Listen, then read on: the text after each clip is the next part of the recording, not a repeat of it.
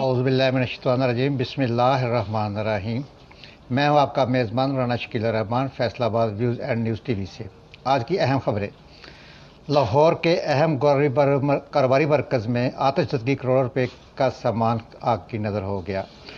لاہور گلبرگ میں واقع office centre میں آتش زدگی سے کروڑوں روپے مالیت کا سامان جل گیا۔ شہر بھر سے 30 سے زائد فائر بریگیڈ اور ریسکیو کی گاڑیاں آگ بجھانے کی کوشش میں مصروف عمل رہی اور 66 سے زیادہ اہلکاروں نے آگ بجھانے میں حصہ لیا۔ ریسکیو حکام کے مطابق کل صبح بروز اتوار 6 بجے پلازے کی دوسری منزل پر واقع ایک موبائل کی دکان میں آگ لگی، جس نے دیکھتے ہی دیکھتے دوسری منزل پر واقع تمام دکانوں کو اپنی لپیٹ میں لے لیا۔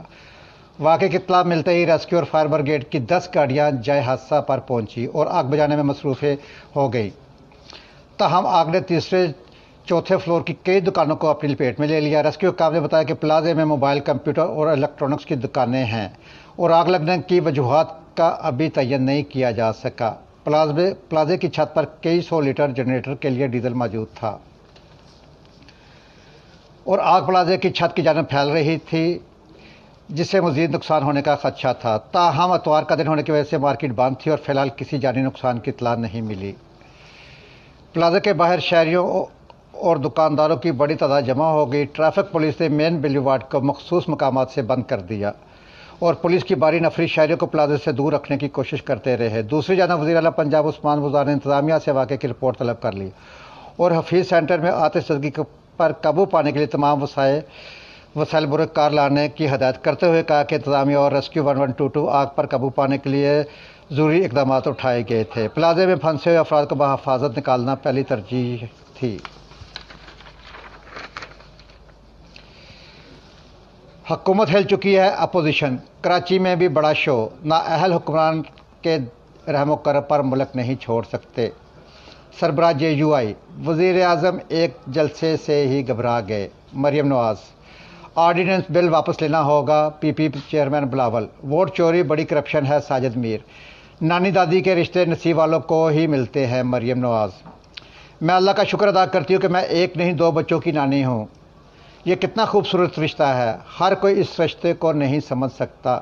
میں جب تھک جاتی ہوں تو ان بچوں کو اپنے پاس بلا لیتی ہوں۔ آپ نے اس رشتے کی تذلیل کی ہے۔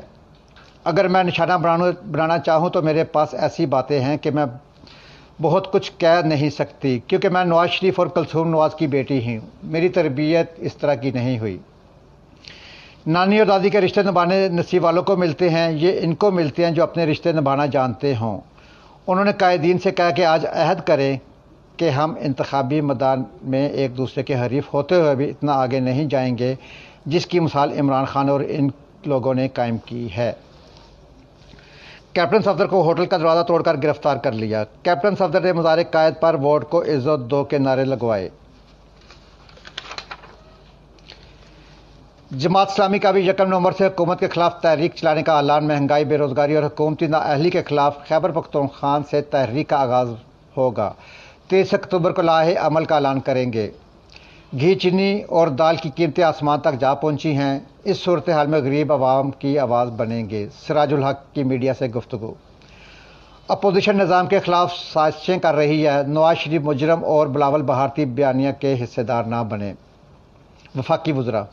مہنگائی کے ذمہ دار موجودہ حکومت نہیں، شاہ محمود قریشی۔ اپوزیشن کے کیسز فائنل، جلد پھکی ملے گی، شیخ رشید۔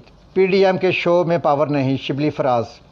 کراچی جلسہ کی قیادت TTP نے کی، فواد۔ نواز شریف کا بیانیہ بکنے والا نہیں، اسد عمر۔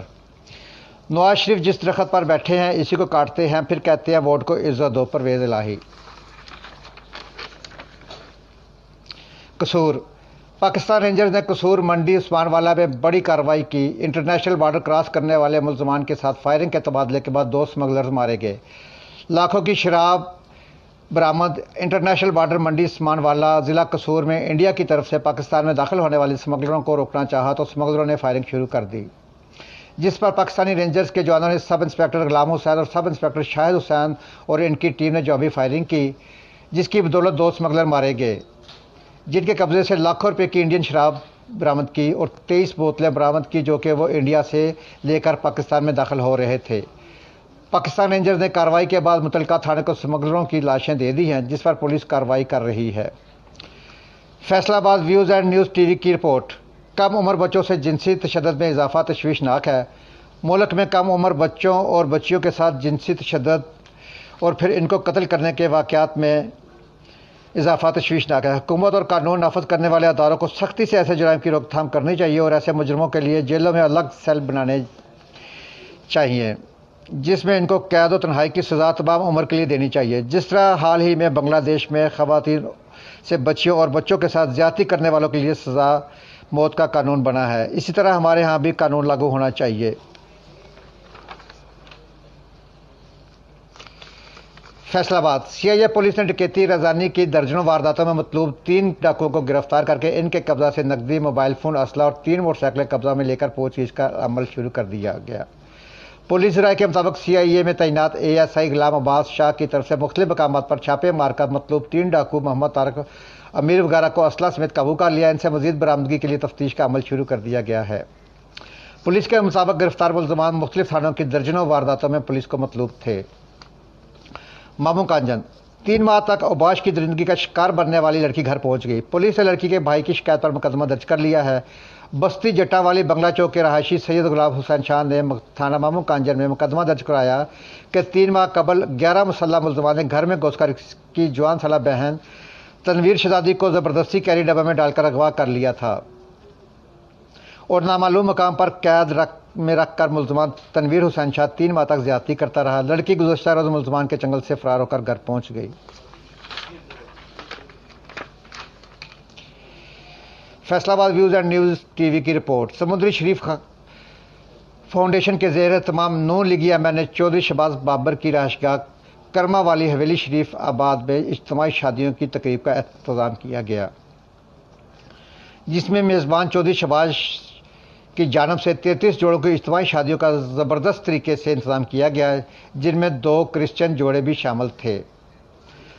تقریب میں ایم پی اے چودھری صفدر شاکر، چودھری اشرف ملک سمیت علاقہ کی سینکڑوں سماجی، عوامی، سیاسی شخصیات اور میڈیا کے نمائندوں کی شرکت۔ شہباز بابر نے شرکاء کا تقریب سے خطاب کرتے ہوئے کہا کہ ہم سماجی خدمت کے جذبہ کے تحت اپنے والد چودھری محمد شریف مرحوم کے اس مشن کو جاری رکھے ہوئے ہیں۔ اجتماعی شادیوں میں شریک تمام جوڑوں کو نیک تمنا پرخلوص دعاؤں کے ساتھ رخصت کیا۔ تقریب میں تمام مہمانوں کو پرتکلف کھانے سے تواضع کی گئی اور دلہنوں کو سامان جہیز اور سلامی بھی دی گئی۔ انٹرنیشنل خبریں۔ حرم میں باجماعت نمازیں شروع، روزہ رسول پاک صلی اللہ علیہ وسلم بھی کھل گیا، 75% گنجائش کے مطابق اجازت نامے جاری، خواتین کے لیے الگ جگہ مختص، مسجد قباء بھی کھول دیں گے سعودی وزیر۔ مسجد نبوی میں سینیٹائزنگ روبوٹ کا افتتاح۔ مکہ مدینہ میں کرونا کے باعث 7 ماہ تعطیل کے بعد مسجد الحرام میں عمرہ زائرین کے دوسرے مرحلے کے تحت گزشتہ روز باجماعت نمازوں کا آغاز ہو گیا۔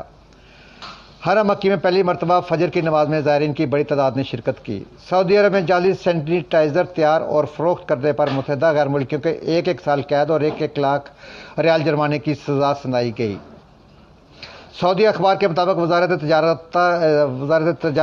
تجارت کے ترجمان عبد الرحمان الحسین نے کہا ہے کہ مذکورہ غیر ملکیوں نے اپنی رہائش کو کارخانہ میں بدل رکھا تھا، جہاں وہ کرونا وائرس بحران سے فائدہ اٹھا کر جعلی سینیٹائزر تیار کر رہے تھے۔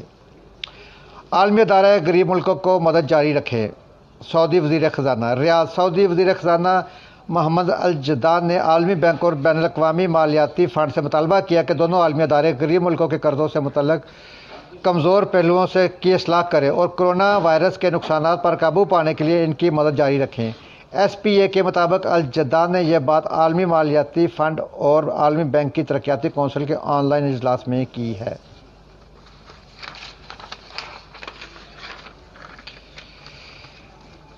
کرونا میں ذہنی دباؤ کے شکار طبی عملے کے لیے گدا تھراپی۔ اسپین۔ بارسلونا میں کرونا وائرس کی وجہ سے تناؤ، ذہنی دباؤ اور پریشانی کے شکار طبی عملے کے لیے خصوصی تھراپی کا اہتمام کیا گیا، جس میں عملے کے ارکان کو کچھ وقت گدوں کے ساتھ گزارنا ہوتا ہے اور اسے ڈونکی تھراپی کا نام دیا گیا۔ عالمی خبر رساں ادارے کے مطابق عالمگیر وبا کرونا کے خلاف جنگ لڑنے والا ہر اول دستہ یعنی طبی عملے کو شدید ذہنی دباؤ کا سامنا رہتا تھا۔ ایک غیر سرکاری تنظیم البراتو فلیس نے انوکھی تھراپی کا آغاز کیا۔ NGOs کی جانب سے رواں برس جون میں شروع کی گئی اس تھراپی میں طبی عملے کو روزانہ کی بنیاد پر کچھ وقت کے لیے گدھوں کے ساتھ رکھا جاتا ہے۔ وہ انہیں کھلاتے ہیں، پیار کرتے ہیں، کھیلتے ہیں اور سیر پر بھی لے کر جاتے ہیں۔ اسی دوران ڈونکی ڈاکٹرز کا رویہ بھی خوش مزاج جیسا ہوتا ہے۔ ماہرین نفسیات کے خیال میں جسمانی تھکاوٹ اور ذہنی دباؤ کو دور کرنے کے لیے عمومی طور پر گھوڑوں کے ساتھ وقت گزارنا زیادہ مددگار ہو سکتا ہے۔ تاہم NGOs کا دعویٰ ہے کہ اگر گدھے زیادہ نرم خواہ ہونے کی وجہ سے ذہنی اور جذباتی انتشار میں زیادہ سود مند ثابت ہو سکتے ہیں۔ یہ تھی آج تک کی خبریں۔ اپنے گھر کا، اپنے محلے کا، اپنے شہر کا اور اپنے پیارے خوبصورت پیارے پاکستان کا صفائی کا خاص خیال رکھیں۔ میرے چینل کو سبسکرائب کریں، لائک کریں۔ اللہ حافظ۔